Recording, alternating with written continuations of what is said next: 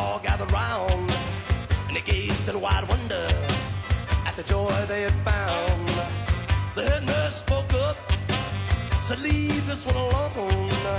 She could tell right away that I was bad to the bone.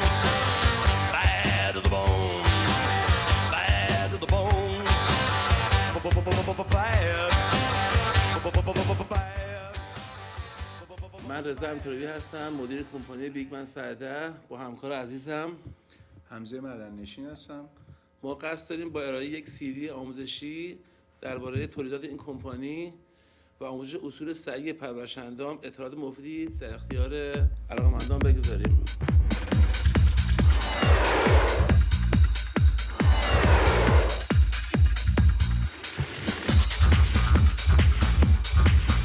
با سلام خدمت بینندگان عزیز، من حمزه معدن‌نشین از کمپانی بیگمن سراده هستم به همراه آقای رضا امتروی، یکی از حرفه‌ای‌ترین بدنسازان دنیا که امروز قصد داریم تامینات سینه رو به شما آموزش بدیم که امیدوارم مورد استفاده شما واقع بشه. آقای امتروی، لطفاً خلاصی از بیوگرافی خودتون از زمان شروع به ورزش تا به حال رو برامون توضیح بدین. من اهل کرج هستم. ورزش تو کرج شروع کردم از سن 16 سالگی که چند مسابقات تو ایران دادم، مقام بردم. البته اون موقع تو ورزش بدنسازی تو ایران زیاد چیز نبودش، ما خودمون مسابقات برگزار می‌کردیم که الان خوشبختانه فدراسیون داره ایران، ولی من نبودم تو ایران متاسفانه. ولی فعالیت خودم تو کانادا انجام دادم، اروپا، که سال 2000 پروکارت هم گرفتم، چند بار قهرمان کانادا شدم، چند مسابقات جهانی دادم حرفه‌ای که چند مسابقاتی در آینده در پیش هستش.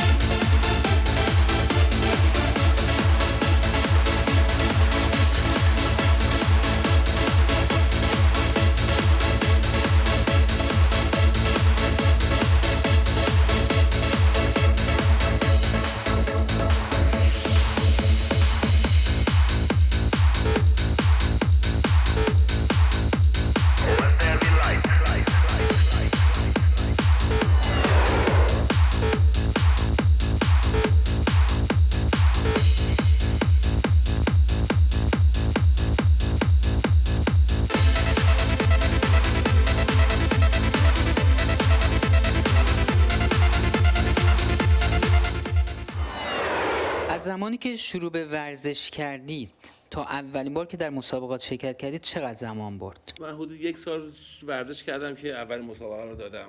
کجا، در ایران یا؟ در ایران مسابقه دادم. تو کرج بود اولین مسابقه که دادم. خیلی مسابقات کوچیکی بودش. اونجا شروع کردم.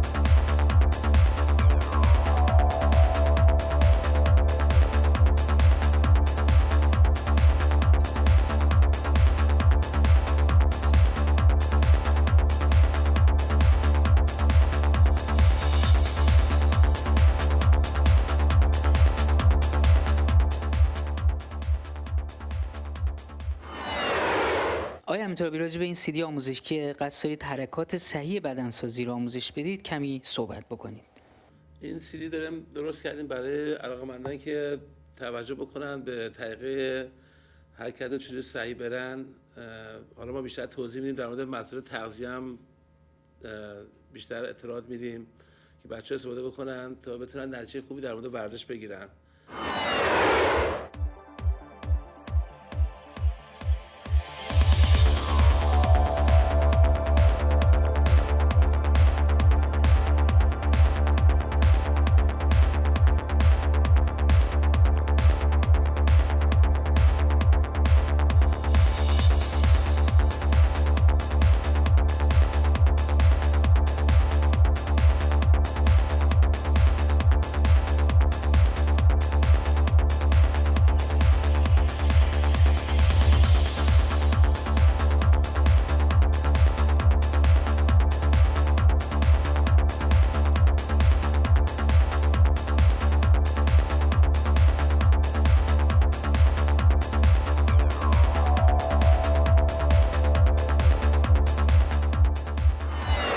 جوانانی که به این ورزش علاقه دارند وقتی قهرمانایی مثل شما رو میبینند دوست دارن که خیلی زود به جایی که شما با زحمات زیاد و ورزش‌های سنگین رسیدید برسن. این افراد با چه مشکلاتی روبرو میشن؟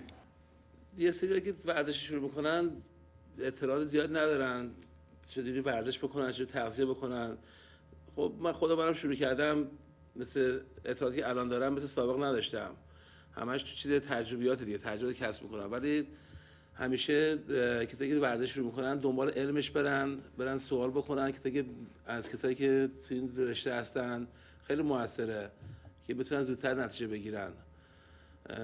من خودم هر کس بخواد با من در تماس باشه میتونه با من ایمیل بکنه، هر سوالشو من از جون و دل باشون انجام میدم، سوالشون جواب میدم.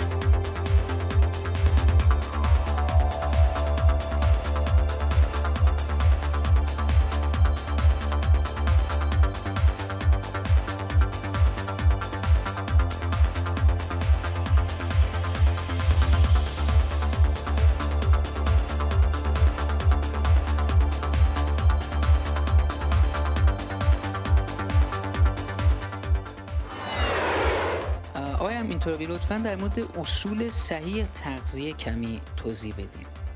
تو ورزش مهمترین چیزی که تو ورزش خیلی خیلی مهمه تغذیه است. تغذیه اولین چیزی که باید در نظر داشته باشن کسی که ورزش میکنن. مثل یه درختیه که آب پاش نریزی رشد نمیکنه، خوش میشه. بدن انسان هم غذا احتیاج داره. غذای خوب، تمرین خوب، استراحت خوب، اینا همش با هم دیگه ترکیب میشه که بدن شروع کنه به رشد کردن. هر کس به نظر من میتونه بدنش رو درست بکنه. فقط احتیاج به زحمت داره و بیشتر به تغذیه خیلی خوبه. حالا میریم که حرکت قفسه سینه رو با ماشین بهتون نشون بدیم.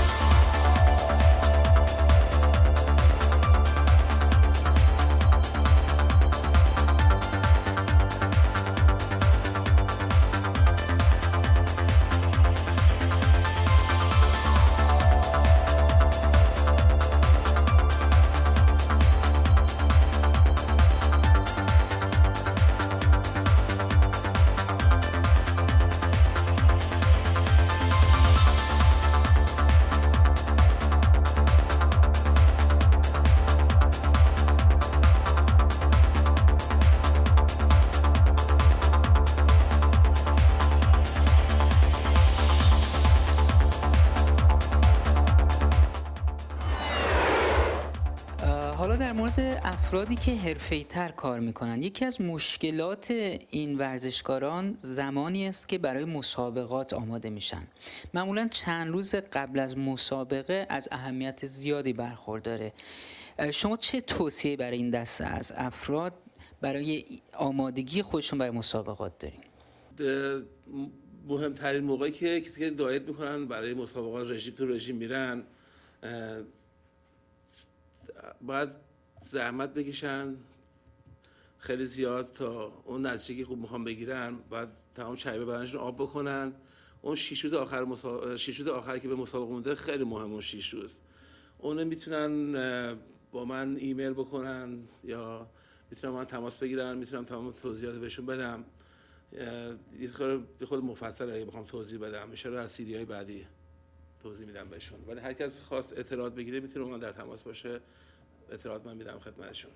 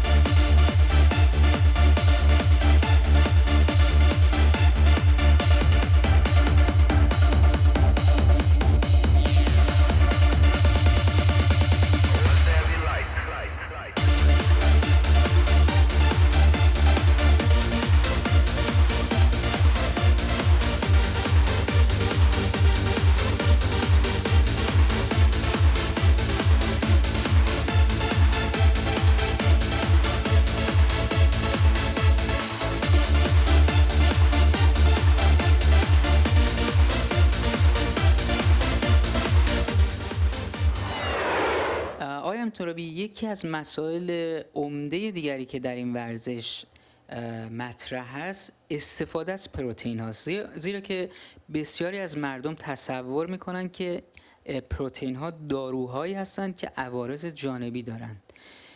چه نظری در این باره داریم؟ پروتئین یه مکمل غذاییه که همه میتونن استفاده بکنن، که غذا رو باشن پودرش کردن تو قوطی به دست مصرف کننده میدن که همه میتونن استفاده بکنن. هیچ ضرری هم نداره واسه کسی. واسه مثلا من خودم یه ورزشکار حرفه‌ای ام، نمیتونم در روز مثلا 6 وعده غذا بخورم یا 7 وعده غذا بخورم. خسته میشدم از غذا خوردن، یادم وقت نداره یا خیلی کار میکنن نمیتونن غذا بخورن. این پروتئینا رو درست کردن که جای غذا رو بگیره، که خیلی آسان‌تره که یا با آب میوه یا با آب یا با شیر قاطی میکنن، سریع استفادهش میکنن بین غذاها.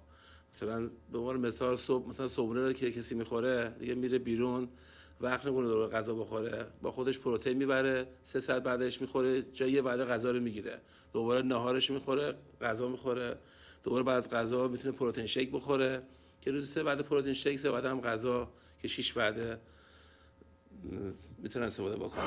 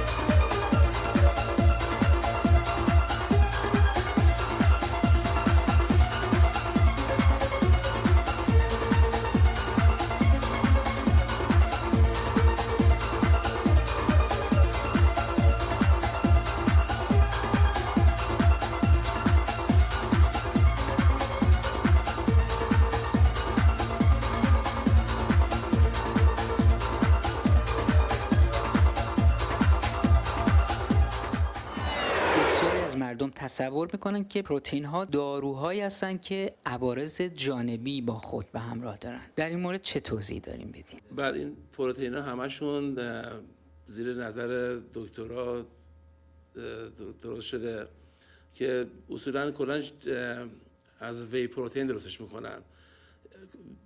چیز اصلی شیره دیگه، پروتئین درست میکنن یا از سفتی تخم درست میکنن، بیشترش از محصولات لبنیاته که از شیر درست میکنن.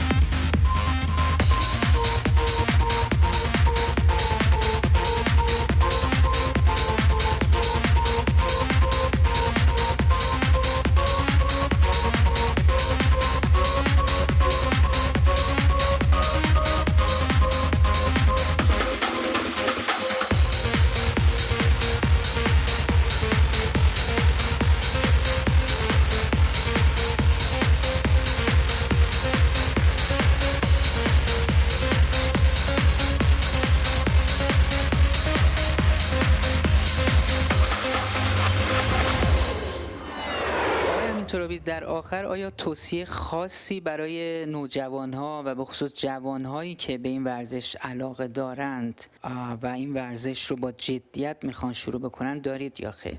من یه توصیه به جوانان میکنم، کلا کسی که ورزش شروع میکنن، خودم هم خب تجربیات دارم در این مسئله. خب اول که شروع کردم ورزش زیاد اطلاعات نداشتم. بهترین چیزی که شروع میکنن تمرین میکنن جوانها یا هر کس، از کسایی که میدونن سوال بکنن، دنبال علمش برن، کتاب بخونن،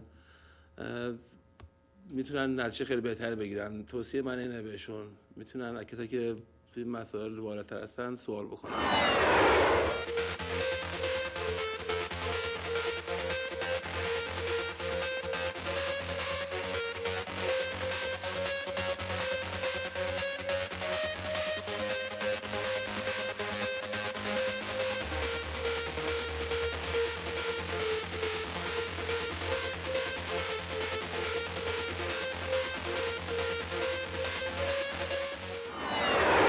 آقای معدن‌نشین، لطفاً راجع به کمپانی بیگمن 110 و هدف از تأسیس این شرکت کمی توضیح بدین.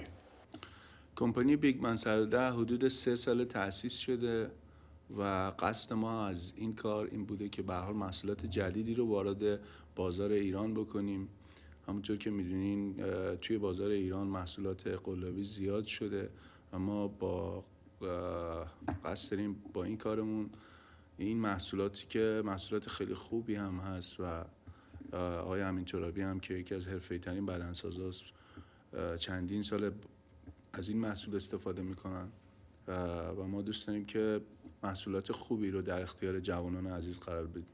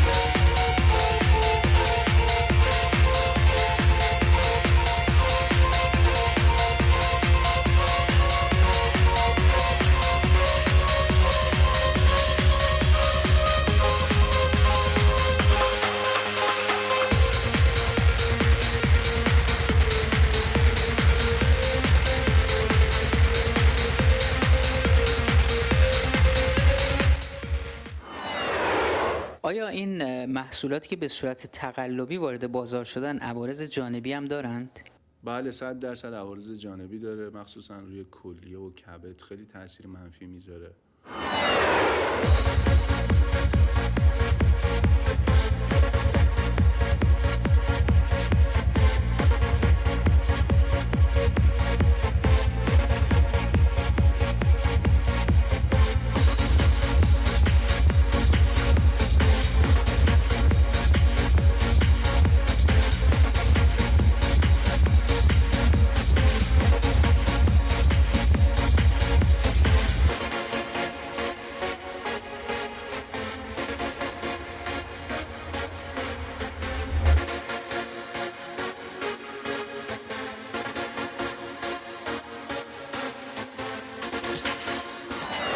سوال دیگرم این است که آیا این تولیدات فقط به صورت پروتئین یا به شکل‌های دیگری مثل قرص و کپسول هم وجود داره؟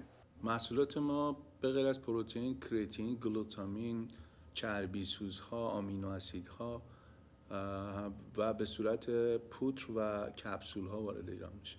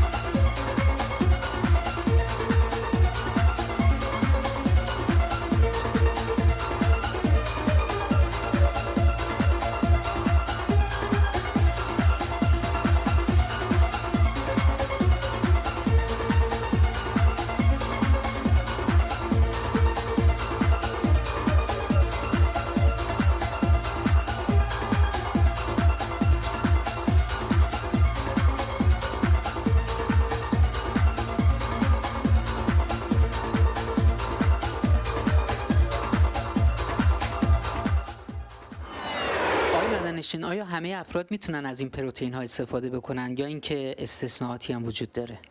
این سوال خیلی خوبیه، چون من چند وقت قبل که ایران بودم بچه‌ها زیاد تماس میگرفتن و این سوالات از من میکردن.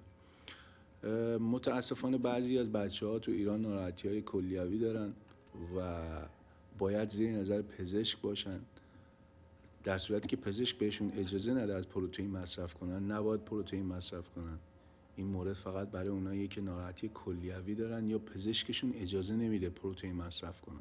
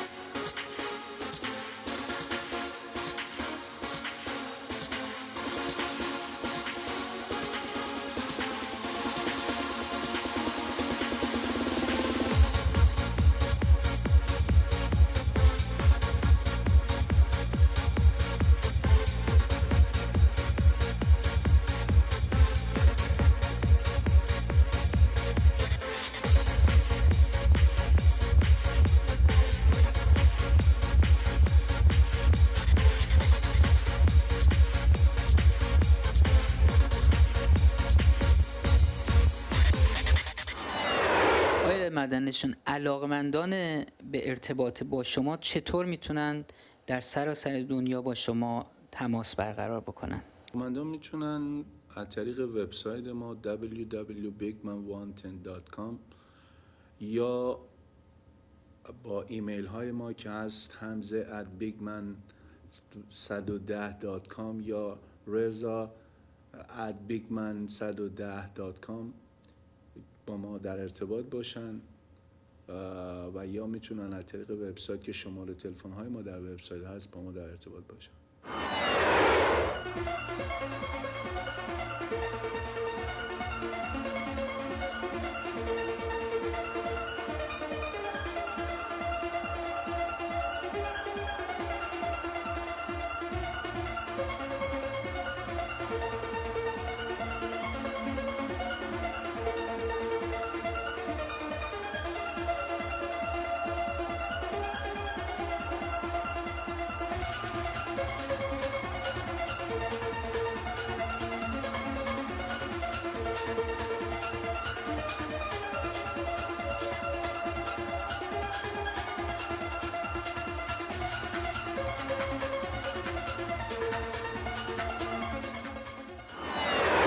تشکر از تمام بینندگان عزیز. برای همتون آرزوی موفقیت و تندرستی میکنم.